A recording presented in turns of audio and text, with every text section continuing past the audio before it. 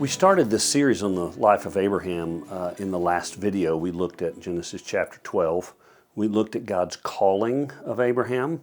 And if you'll remember, he called him to leave his country, his religion, his people group, and his family to go follow God in this covenant relationship. God says, I will show you where to go. And he led him to the land of Canaan, which would be the land for the people of Israel moving forward. He also gave him all of these promises that he would make his name great, that through him and Sarah he would be a great nation, that there's going to be this impossible, miraculous birth that's going to happen. And then, of course, the messianic prophecy of through you all nations of the earth will be blessed. And so God is walking in covenant relationship with Abram. Abram went to Egypt and just absolutely had a massive failure. He lied. He caused a mess for his family, but learned a lot of lessons. And that's the thing we're going to look at in this video, is we're going to look at chapter 13 and the lessons Abram learned that helped him become a better man of God and a man of faith. Because we know he is the father of the faithful, and so he's going to have some mistakes along the way. It's going to happen, but guess what? He's going to be learning, and he's going to be becoming a better man all the time. And so that's what we're going to be looking at today here in chapter 13, is some of the lessons Abram learned that helped him to be a better man of God. So let's begin reading in Genesis 13 and verse 1. So Abram went up from Egypt to the Negev with his wife and everything he had, and Lot went with him. Abram had become very wealthy in livestock and in silver and in gold. So there's actually a couple things here that are really important. He left Egypt, and he was very wealthy. He kept all the possessions, and he was wealthy in silver, gold, and what else did it say? Livestock. Okay, so he's got this. He's a very wealthy man. He comes back from Egypt to the Negev, which was the last place he was in chapter 12 before he went to Egypt. If you look back in verse 9, then Abram set out and continued toward the Negev. So he's going back home. He's going back to where God had called him to originally. And I also want you to notice Lot had been with him in Egypt. It says he had brought everything he had, and Lot went with him. So Lot has been tagging along. His nephew, his brother's son, has been tagging along all of this time I mentioned last time, in disobedience to God's direct command, leave your family. Okay? So let's begin in verse 3. From the Negev, he went from place to place until he came to Bethel, to the place between Bethel and Ai, where his tent had been earlier and where he had first built an altar. So if you go back to 12:8, it says he went to and pitched his tent in the hills between Bethel and Ai, and there he built an altar to the Lord and called on the name of the Lord. It says right here in chapter 13, verse 3, there Abram called on the name of the Lord. And so I don't want you to miss this, because I think there's some significance to it. The story of Egypt is bookended by this altar in Israel where Abram called on the name of the Lord. So what does it mean to call on the name of the Lord? I read so many pastors and so many professors and so many commentators and so many people who are in the know about these things, and there's a wide variety of opinions about what he might have been doing. Everything from worship, obviously sacrifice, prayer, repentance, all of those things. But calling on the name of the Lord, that phrase, it is a covenant phrase. It is a phrase used of one in covenant with the other people. In fact, going all the way back to Genesis 5, in a previous series I actually talked about this. In that genealogy of Seth, it says at that time men began to call on the name of the Lord. So it's this relational phrase, this phrase of commitment, this phrase of surrender, phrase of covenant relationship that says, Lord, with everything I do, I want to do it for you. I want to call on your name. I want to worship you. I want to follow you. You are my leader. You are my God. I am in covenant with you. I want to glorify you in all things. And in today's world, I don't know that there's an analogous illustration for us as Christians, but let me give you one that might be similar, and that is our baptism. Think about what happens. When God saves us, we're now walking in covenant relationship with God. What's the first thing he wants us to do? He wants us to get baptized. In our baptism, what are we saying? Well, we're proclaiming to the world that what? I am walking in covenant relationship with God. I'm calling on the name of the Lord. I think that's what this calling is. It's the human side of this covenant relationship saying, okay, God, you called, I'm all in. I'm saying yes. And you know how sometimes a Christian will go through a really rough time and they'll kind of walk away from God for a while and then they'll come back. And you know what they want to do often? They want to get rebaptized. Same way with a couple. I'll see a couple go through a real hard time in a marriage and they want to renew their vows. Well, that's how I see this. I could be wrong. I might not be right here, but in chapter 12, Abram said, I'm calling on the name of the Lord. I'm in, right? His spiritual baptism, if you will. His saying his vows, his wedding vows to God. And then what does he do? He goes to Egypt and just blows it. I mean, blows it. So he comes back, and what's the first thing he does? Could we renew our vows? Could we come back together and could I call on your name again? But this time I'm going to do a better job. This time I'm going to live it out. And so I wonder, I'm just wondering out loud. I can't prove this, but I'm wondering if this isn't his renewal of the vow with God as he moved forward, coming back from Egypt, wiser, learning a lot of lessons, because reality is, where do we learn the biggest lessons in life? Through failure, right? He failed and he learned a lot of lessons. And these lessons now are going to help him to make really good decisions in chapter 13 that are going to pay wonderful dividends moving forward. And so the failure in Egypt, as sad as it was and as terrible a mistake as he made, it actually served him well in that he learned so many lessons that helped him become the man that we all admire as the father of the faithful and our father in the faith. So let's pick it up here now and see what happens. Here's his second test, and it's a real practical test. Now Lot, who was moving about with Abram, also had flocks and herds and tents, but the land could not support them while they stayed together, for their possessions were so great that they were not able to stay together. And quarreling arose between Abram's herdmen and the herdsmen of Lot. The Canaanites and Perizzites were also living in the land at that time. So they come back to Israel, to this little area, right? The Jordan River's running through this valley. And it's a beautiful area in the valley, but it's desert mountains. And so you have desert with this beautiful oasis in the bottom of this river. And there's a lot of people living down here by the river. There's the Perizzites, there's the Canaanites, there's Abram and all his herds and people, and there's Lot and all his herds and people. So there's like too many people in this land. So the herdsmen of Lot and the herdsmen of Abraham start fighting over grass, fighting over water. They're fighting because there's too many. And so there needs to be a real practical solution, and that is they need to separate. Okay? Now, they live in a patriarchal culture. So the next paragraph, we know how it should read. This is exactly what we should read next. So Abraham sits down with Lot, and he says, Lot, I'm the patriarch of the family. I'm the oldest living male in this family. Terah's gone. Our family's not here. It's you and me. You're the junior. I'm the senior. So here's what I'm going to do. I'm going to take this land, and you're a big boy now. You're a grown man. You leave, and you go figure out your way, because you're a man and that's what you need to do, and I am the patriarch. Abram had every right, listen to this, every right to take the best land for himself, to take all the land for himself and tell Lot to go pound sand and to find his place. Abram had every right to do that. Watch what Abram does. So Abram said to Lot, let's not have any quarreling between you and me, or between your herdsmen and mine, for we are brothers. Is not the whole land before you? Let's part company. If you go to the left, I'll go to the right. If you go to the right, I'll go to the left. Abram does this otherworldly, complete turn the world upside down decision-making model that has to blow the mind of everybody around him. He lets Lot make the decision.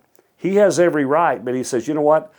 I'm not going to make this decision. I'm going to let you make that decision. So we got to stop and ask ourselves the question, what in the world is Abram thinking? What is he thinking? What's going on in his head?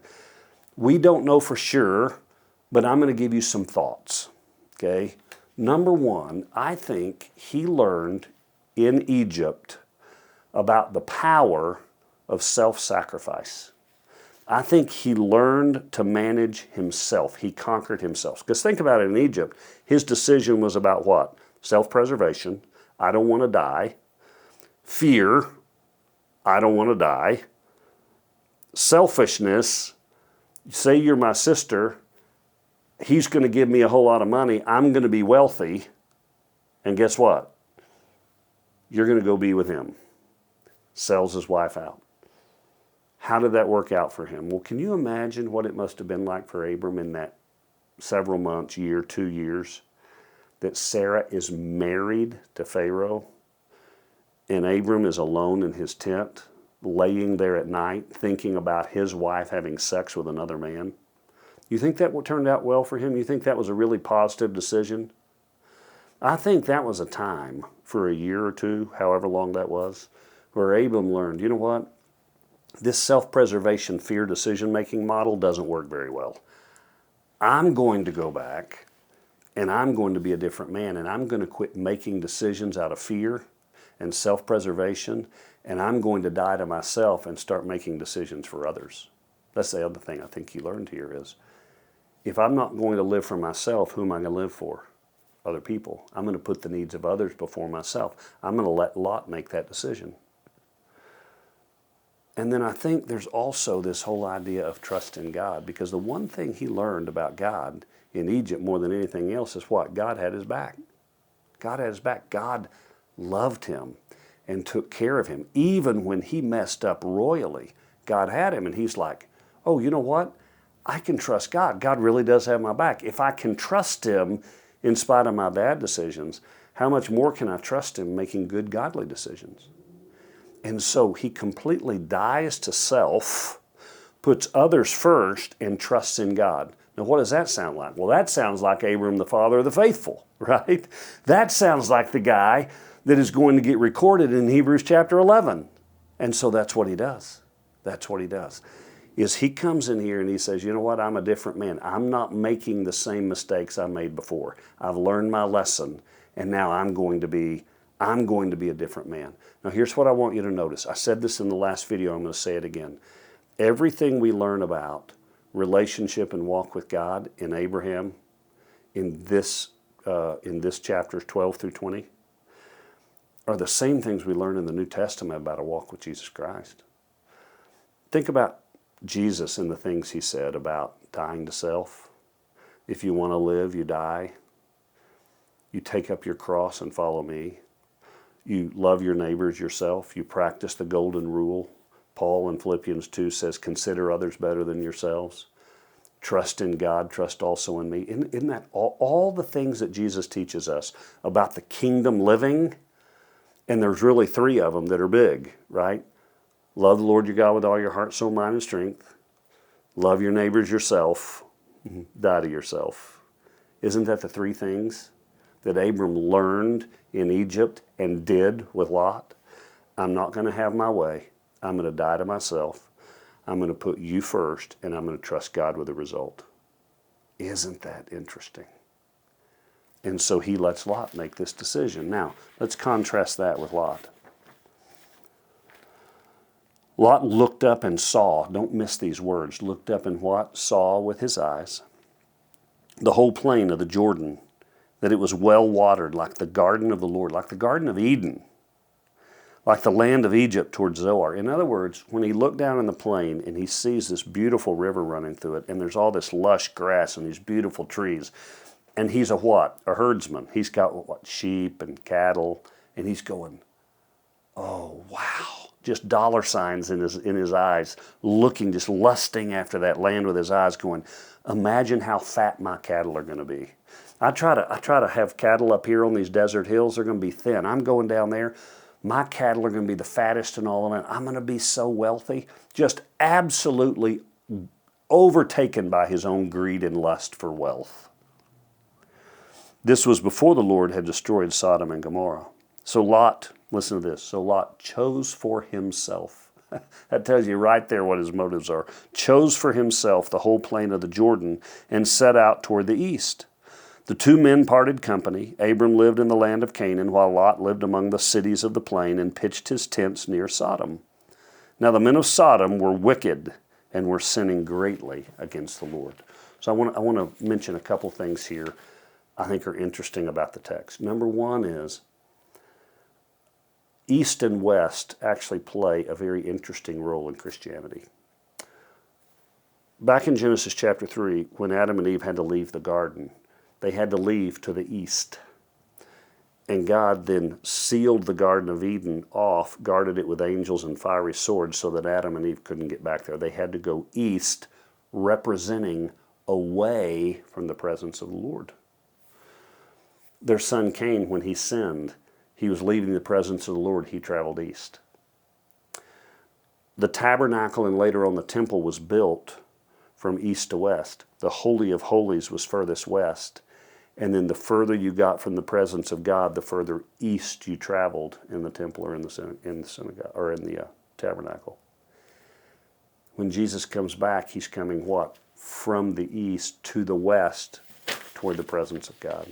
So I just want you to think about that, because I think it's interesting that Lot traveled which way? He traveled east, signifying spiritually, I don't want to make too much of this, but he's traveling away from the presence of God. Right? Second thing I want you to notice is the biblical writer talks twice about what? Sodom and how evil it was. Okay, now let's talk about Lot's motives. His are easier to discern than Abram's were. I told you about the three that Abram worked out in Egypt that he now has. Think about Lot. John, in 1 John chapter 2, tells us that Satan tempts us three ways. Lust of the flesh, lust of the eyes, the pride of life. When Satan tempts Jesus, you see all three of those. Lust of the flesh, lust of the pride of life. When you go to the garden and Eve is tempted, she was tempted in the lust of the flesh, lust of the eyes, pride of life. You look at this, it was the same thing. The first thing he did was what he saw.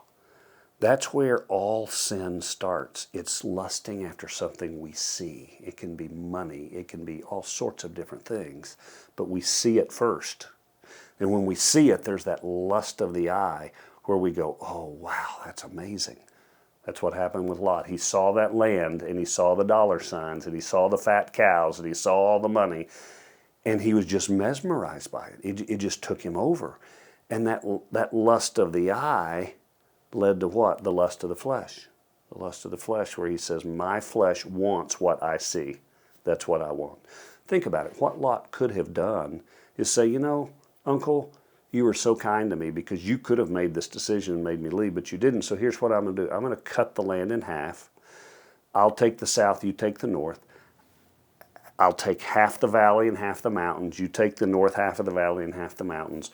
We both can have our own land and both coexist, and I'll honor you in that. That's what he should have done, what he could have done. But what does he do? He's so wrapped up in his flesh and in his lust that he says, okay, I'm going to take the valley, I'll give you the desert mountains. Complete slap in the face to Abram. Complete narcissistic selfishness going, I see it, I want it, I've got to have it. Now, what did he ignore? What did he ignore? The biblical writer says it twice.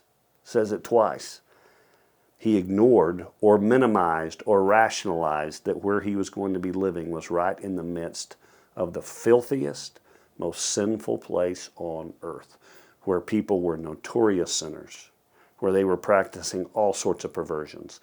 And he says, or doesn't think about it, I'm so caught up in my lust over what I can become and the money I can make, well, then I'm not even going to worry about where I'm moving to. My family's fine. We can live in the midst of that. He's moving to downtown strip Vegas, saying, oh, I can live with this. I can do this easily. He was blinded by his own lust of the flesh and lust of the eye. And that blindness that he falls into is going to pay huge negative dividends in his life later on. If you know the rest of the story, you know what I'm talking about. And then there's just the pride of life. What does it say here? He chose for what? Himself. He wasn't thinking about Abram. He wasn't thinking about being fair. He wasn't thinking about being honest. He was thinking about himself, self-preservation. I want what I want, and I see it, and I'm willing to hurt anybody in the process to get it. Now, before I get too hard on Lot, I want to ask a question.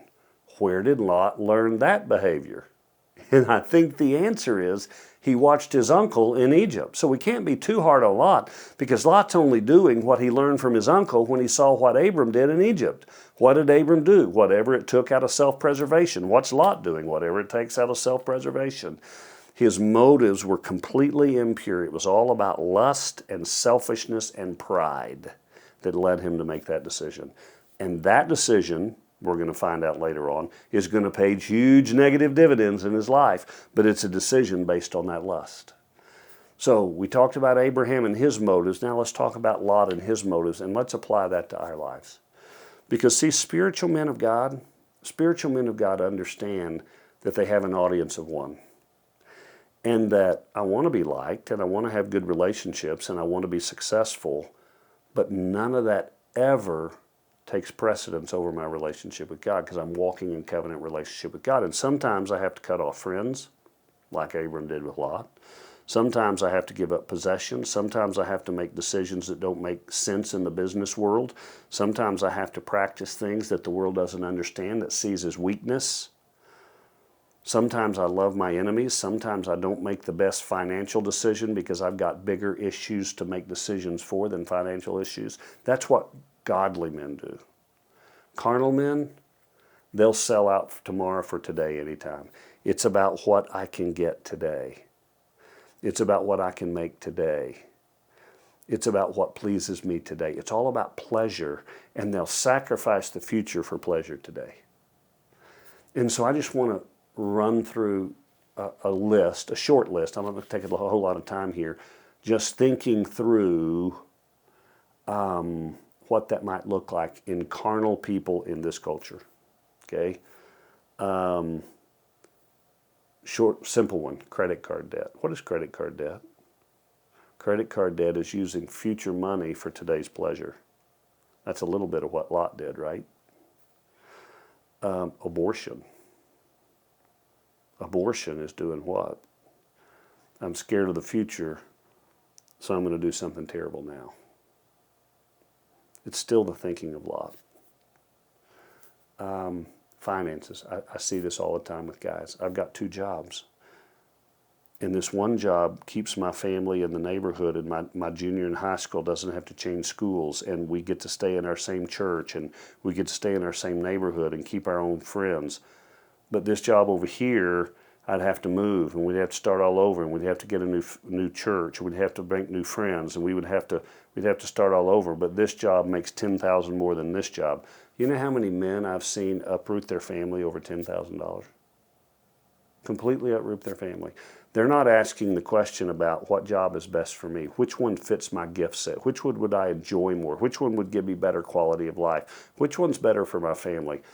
I sit down with men all the time and walk them through those things, and at the end of the day, you know what most men still choose? The one that makes more money, $10,000. And then a year later, they're miserable because they don't like the job, and they're in a new place, and they don't have friends, and their kids right down the line, right? Happens all the time with money. You see it with businessmen that cut out their friends, that lie, that cheat, that create contracts in their favor so that they win and their partner loses. I've seen so many Christian men absolutely rip off their partner because they're so in love with money. It's Lot. It's the Lot syndrome. It's the Lot syndrome. And then we can go into sexuality, and I don't want to be too specific on a video that could go viral, but just think about all the ways that men and women sacrifice the future for sexual pleasure today. And they're totally blinded about the future because all they want is that pleasure today. Anytime you're giving up the future for a pleasure today, whatever it is, or to avoid pain tomorrow with a decision today, you're taking after Lot, the carnal man that sacrifices the future for the pleasure today. I could give you 50 more illustrations, but I'm going to save you for that. But you got to ask yourself the question, who do you look more like? A carnal person or a spiritual person? You willing to die now for future? Or are you willing to sacrifice future for pleasure now? That's the difference between a spiritual and a carnal human being. And I think it's something we have to think about. That's your takeaway for today, is to figure that one out. Now, let's finish the story. Just a couple of minutes left here. Verse 14, the Lord said to Abram, after Lot had parted from him. That's a huge phrase, because for the first time in this story, Abraham is doing what? Walking in complete obedience before God. Lot finally leaves him, and Abram is finally doing what God asked him to do from the very beginning. Leave your family. It was the first thing God asked him to do, leave your family. Abram's been walking in partial obedience, which is complete disobedience, right, for a while now. And finally, Abram leaves Lot. He's now in full obedience to God. And so after Lot is gone and he's in full obedience to God, look what God says to him. Lift up your eyes from where you are and look north and south, east and west. All the land that you see I will give to you and your offspring forever. I will make your offspring like the dust of the earth, so that if anyone could count the dust, then your offspring could be counted. Go, walk through the length and breadth of the land, for I am giving it to you. So Abram moved his tents and went to live near the great trees of Mamre at Hebron, where he built an altar to the Lord. Here's what I want you to notice. The key words here are after and all. After Lot had left and Abraham is in complete obedience to God, what does God give him? All the land. All the land. Remember his two promises? Among four, actually. Two promises were what? I'm going to give you the land, and I'm going to give you many descendants. Abram's finally in complete obedience, and God comes and says, okay, now we're ready to do some business here, okay? You're in complete obedience. Let me tell you something. I'm going to give you all the land, and I'm going to give you so many descendants, it's going to be like sands on the seashore. This leads us to a kingdom principle, and this is what I'm leaving you with today because this is so important. This is the kingdom principle. When God calls us into a relationship with Him, it's always going to demand us to give up something. We're going to have to sacrifice something. We're going to have to die to something. It could be a relationship. It could be some stuff. It could be sin patterns. It can be all sorts of different things, right? But He asks us to give up things. And by the way, after you become a believer and you're walking with Him, that doesn't end. He's always asking us to die to things for His sake. But here's it, really. When you die to those things, when you walk in complete obedience, you know what God does? He turns around and gives you back more than you ever lost. What was Abram willing to sacrifice? This land that was in front of him. God says, you sacrifice the land that was in front of you, here's what I'm going to do. I'm going to turn around and give it all to you. Not just what you lost. I'm going to give it all to you. Isn't that crazy? You know what God does with us today? He's saying, I need you to give up this for me. I need you to sacrifice this for me. I need you to walk away from this for me. And we walk in partial obedience and we hold on and we hold on. And then finally we say, I'm in. I'm going to do it. I'm walking away. I'm yours, Lord. And God says, great. Then here's what I'm going to do. You know what you gave up? I'm going to give you way more now than you ever gave up for me. Now, it's not land for land. It's not money for money. It's not person for person. It's not necessarily giving back exactly what we lost. But what He does give back is more than we ever lost. It can be peace, it can be joy, it can be contentment. It can be stuff. It can be a relationship. I'm not saying it can't. But so many times it's more the blessings He gives us in our heart. And so that's the takeaway for you today. I want you to figure out, am I spiritual or am I carnal? And what do I need to die to be the man of God or the woman of God that God's called me to be? And whatever you die to, here's the promise from Scripture, God's going to give you more back. So you're sacrificing and dying, but you're going to get a resurrection that's better than what you died to. And God says, that's what I want to do for you. I will do for you the same thing I did for Abram. Don't be scared to die to what God's asking you to die for. Trust Him. Trust Him. Here's what faith is. Trust Him that He'll give you more than you ever lose. Let's pray.